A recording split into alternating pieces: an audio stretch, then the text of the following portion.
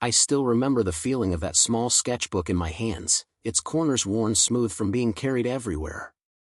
It wasn't much, just some tiny drawings, but holding it, it felt like the quiet answer to a question I hadn't even realized I'd been asking for years. A question about what truly mattered, and who. It wasn't long before that moment, though, that my mother, Eleanor, had delivered her own quiet verdict, her voice flat, almost casual. "Your daughter doesn't deserve a sweet 16, she'd said, as if commenting on the weather. Not after what she did to your niece."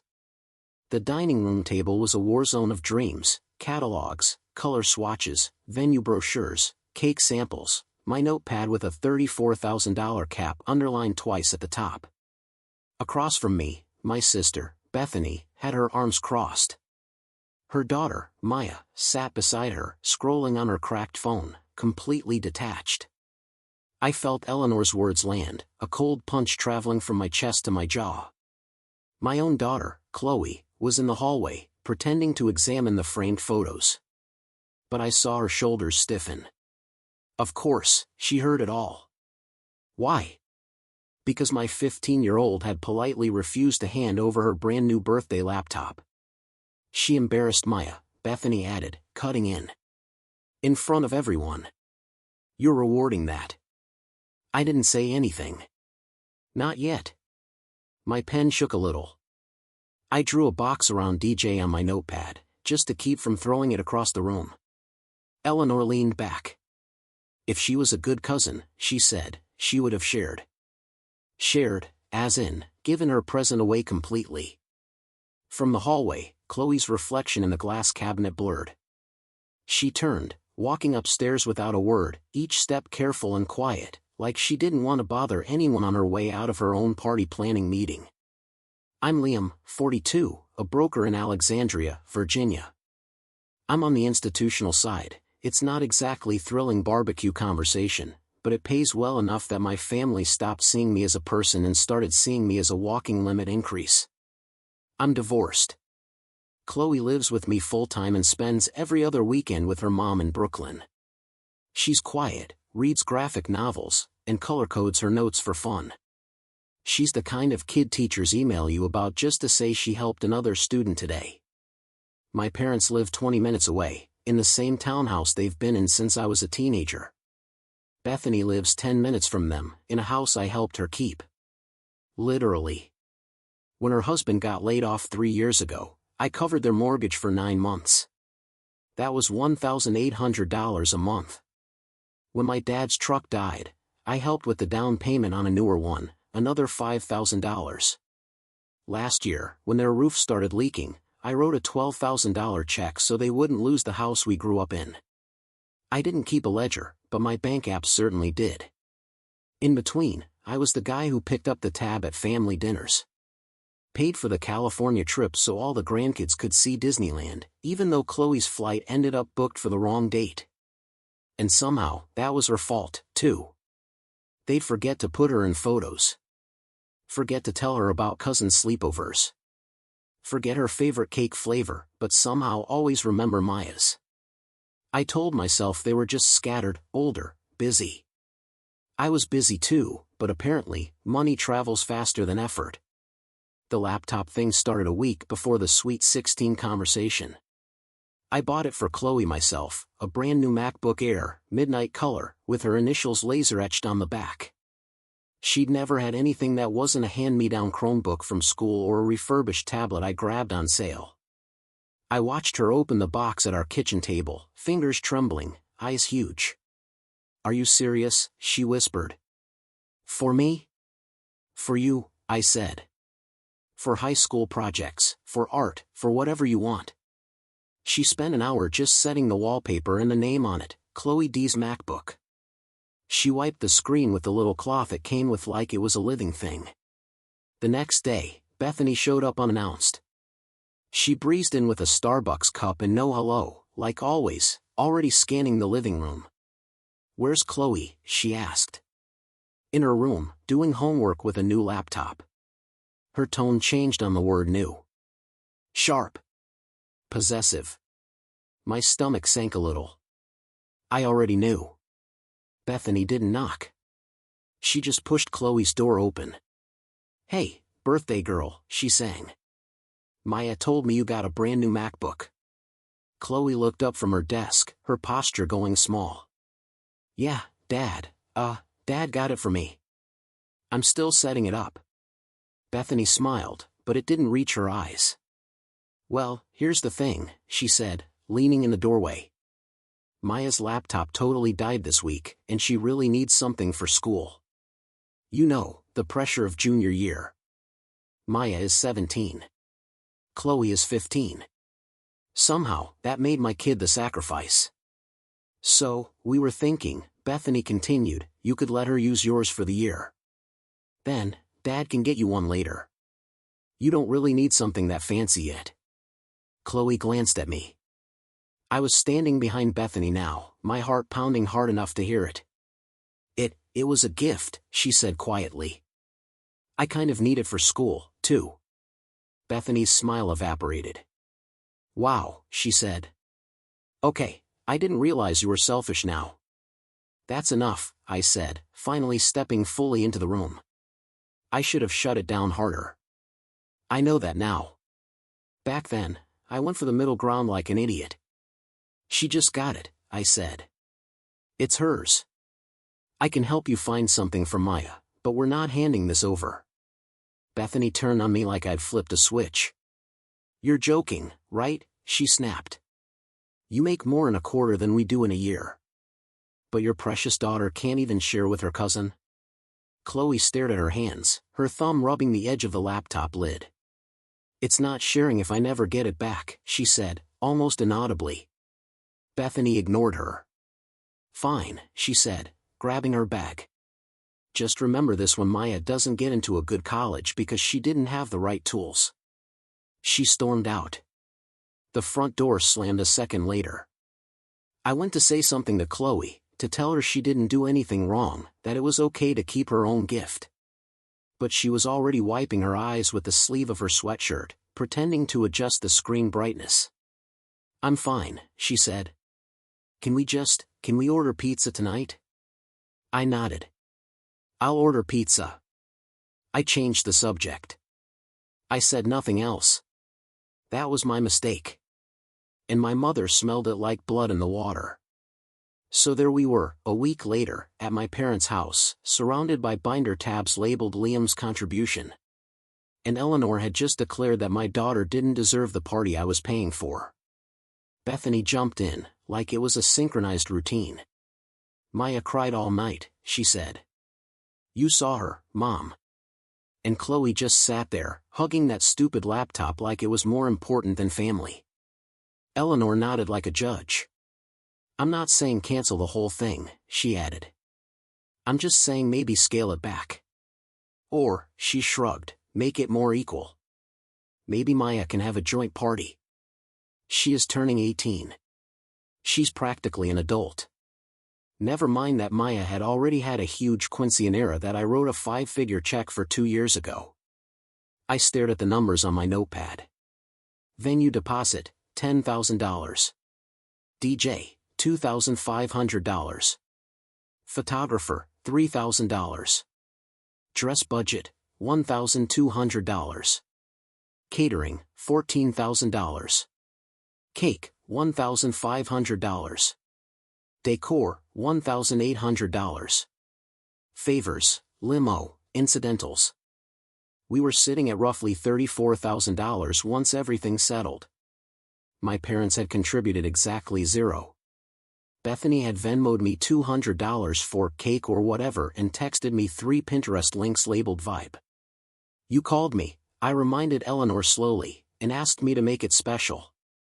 She shrugged. "I didn't know Chloe was going to turn into this person," she said. "Maybe all that money ruined her." There it was. They'd been punishing me ever since I stopped bailing Bethany out of her 5th maxed-out credit card last year. Since I told my parents I wouldn't co-sign on their HELOC because their credit score looked like a horror movie. Now it was my kid's turn to pay. "I'm not punishing anyone," I said. "She's a good kid. She said no to giving away her birthday present. That's all." Bethany snorted. "You're raising her to be greedy," she said. "If she was my kid, I'd have made her hand it over." I looked at the doorway where Chloe had been a few minutes ago. Empty now. I pictured her upstairs in my old bedroom, sitting on the edge of the bed she'd outgrown, staring at her hands again. Something in my chest snapped, but quietly, like a rubber band stretched past where it's supposed to go. I closed the notepad. "I've got a meeting," I said. "We'll talk later." I left their house with my jaw so tight it hurt and my hands shaking on the steering wheel. That night, after Chloe went to bed, I opened my laptop at the kitchen table and pulled up the spreadsheet for the party. Every contract, every deposit, every email confirmation was neatly filed. That's what I do for a living: track risk, track numbers, make sure nothing falls through the cracks. Funny how I could do it for strangers and not for my own kid. On one tab, I had the Sweet 16 breakdown. On another, in a different folder, I had something else I'd been idly looking at for months without really admitting it to myself: Rome flights, hotels, museum tickets. I'd bookmarked it one night when Chloe fell asleep on the couch watching videos of the Vatican museums on YouTube. "Dad, look at this ceiling," she'd said, eyes wide. "Can you imagine seeing that in real life?" Back then, I'd said maybe someday. Someday always came for everyone but her. I stared at the two tabs: party. Rome. Eleanor's voice replayed in my head: "Your daughter doesn't deserve a Sweet 16. She's not really a sharer, is she? Maybe all that money ruined her." I thought about the thousands I'd poured into my family over the years. The vacations, the home repairs, the bills. About Chloe sitting on the sidelines of yacht-themed parties she hadn't even wanted to attend. If my money didn't buy my kid basic respect, what exactly was I paying for? I picked up my phone and dialed the venue first. "The Grand Atrium, this is Hannah." "Hi Hannah," I said. "This is Liam Collins. I'm calling about the Collins Sweet 16 in 3 weeks. Contract number 4472. She clicked a few keys. "Oh yes, we're very excited." "We're canceling," I said before I could lose my nerve. Silence. "Oh, okay," she said carefully. "I'm sorry to hear that. Let me check your contract. Looks like you'll forfeit 25% of the deposit, but we can refund the remaining balance within 7 to 10 business days." "That's fine," I said. "Please send the confirmation to my email." We went through the formalities. She sounded more sympathetic at the end, like she'd heard every messy family story in the book. Next was the DJ, then the photographer, then the bakery, then the decor company that had been so excited to hang a giant CHLOE in lights. Every time I said, "We're canceling," something in me unlocked a little more. I opened my banking app. The party fund was a separate savings bucket I'd built all year, $34,000 set aside. After the non-refundable losses, I'd get about $26,000 back over the next couple weeks. I scrolled to another screen. Automatic transfers. $500 monthly to mom and dad, labeled help, $250 every other week to Bethany, labeled buffer. I tapped each one. Edit. Cancel. Confirmation pop-ups appeared. "Are you sure?" "Yes." I wasn't yelling. I wasn't sending dramatic texts. I was just closing doors I should have shut years ago. When I finished, I clicked back to the Rome tab. Round-trip flights for 2, Dulles International to Leonardo da Vinci Fiumicino Airport. Business class on the way there, because I wanted her first long flight to feel like magic, not cramped. Hotel near the Villa Borghese Gardens, a little boutique place with a tiny balcony in the pictures. Museum passes. A birthday dinner reservation on a glass-topped boat on the Tiber River. The total was about $13,000, not including whatever we spent on cannoli and impulse bookstore buys. I put in my card number, pressed confirm. A new email popped up immediately. "Bon voyage, Mr. Collins." I sat there for a long time, staring at the screen. I wasn't punishing my family. I was finally choosing my kid. I didn't tell my parents or Bethany about Rome. I just told them the party was off. Eleanor called first when the venue email hit her inbox. What did you do? She snapped, skipping hello. Hannah just called me. You canceled without discussing it. You said Chloe doesn't deserve a sweet 16, I said. Seemed weird to keep paying for something you don't think she's earned. That's not what I meant. It's what you said, I replied, out loud, in front of her. There was a pause. I heard the TV in the background. You're being dramatic, she said finally. Family has disagreements. We don't blow up events because of one little comment. It's not one comment, I said. It's a pattern, and I'm done funding it. You're really going to let a teenager's tantrum cost your niece her party, too? She demanded. Maya is not my responsibility, I said calmly. Chloe is. And I'm not throwing a $34,000 party for a room full of people who think my kid is selfish because she kept her own birthday gift. You will regret this, Liam, my mother hissed. You always let money talk for you. I'm just letting it say something different this time, I said. You're off my accounts, all of you. I'm not your backup bank anymore. I hung up. My hands were steady when I did. Bethany showed up at my apartment 2 hours later, banging on the door hard enough to rattle the frame. Chloe was in her room with noise-canceling headphones on, sketching. I opened the door just enough to step outside and close it behind me. You're crossing a line, Bethany said immediately. Mom said you canceled everything. Do you know how embarrassing that is? People already got their dresses. I'm sure they'll find somewhere else to wear them, I said. You're doing this to punish me because Chloe wouldn't share, she said. You're teaching her to be just like you. Cold. Selfish. I thought of all the checks I'd written with her name on the memo line. I'm teaching her that her boundaries matter, I said. That includes her birthday gift, and it includes not begging for crumbs of respect from people who can't give it. Bethany scoffed. So what? You'll just sit at home with a party palace cake, she sneered. Everyone's going to think you're broke. I'll survive the PR hit, I said. You should go. She tried to push past me. I want to talk to her, she said. I want her to look me in the eye and tell me she doesn't care about her family. She's not your punching bag, I said, stepping in front of the door. You don't get to use her feelings to pay your bills anymore. For a second, something flickered in her face. Fear. Realization. It vanished under anger. You'll regret this when Mom cuts you out of the will, she spat. I'd be shocked if there's anything left by then, I said. Good night, Bethany. I closed the door, locked it.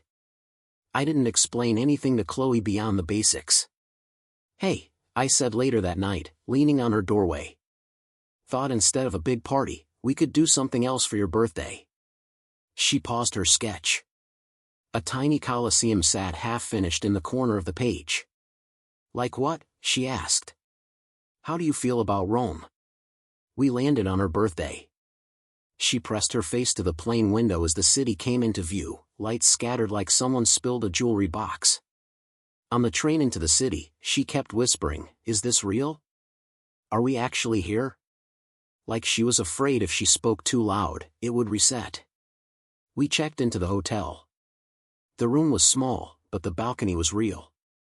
She stepped outside, wrapped in my oversized hoodie, and looked down at the street. Happy Sweet 16, I said, handing her a little envelope. Inside was a simple card. On the front, a tiny watercolor of the Vatican museums I'd ordered from some Etsy artist who shipped too slowly, but made it just in time. Inside, I'd written, for every ceiling you want to see in real life. She didn't cry. She just hugged me for a long time, arms tight around my waist, chin pressed into my chest. We spent the day like tourists. Cannolis in a bakery where the staff switched to English when they saw our faces, and I felt mildly offended, but grateful. The Vatican museums, where she stood under that famous dome and whispered, I learned about this in art class, like it was a secret. The Pantheon, because she'd once done a project on Roman architecture and wanted to see the ancient details. At dinner on the boat, The waiter brought out a tiny cake with one sparkler in it. Not 16 candles, just one loud, bright stick of light. They sang happy birthday in Italian and English. She went pink and laughed into her hands. I took one photo, just one. Her on the deck of the boat, the Colosseum lit up behind her, hair pulled back in a messy bun, eyes half closed mid-laugh.